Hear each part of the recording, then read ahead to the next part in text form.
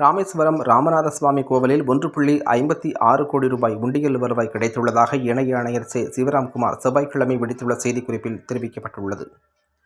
ராமநாதபுரம் மாவட்டம் ராமேஸ்வரம் ராமநாத சுவாமி கோவிலில் பக்தர்கள் மூலம் வழங்கப்படும் உண்டியல் காணிக்கை வருவாய் எண்ணும் பணி செவ்வாய்க்கிழமை காலையில் இணை ஆணையர் சிவராம்குமார் தலைமையில் அம்பாள் சன்னதி முன்புள்ள மண்டபத்தில் தொடங்கி இரவு நிறைவடைந்தது. இதில் 1,56,18,344 ரூபாய், தங்கம் 68.5 கிராம், வெள்ளி 5 கிலோ 566 கிராம், வெளிநாட்டு பணம் 142 எண்ணம் கிடைக்கப்பட்டுள்ளதாக தெரிவிக்கப்பட்டுள்ளது.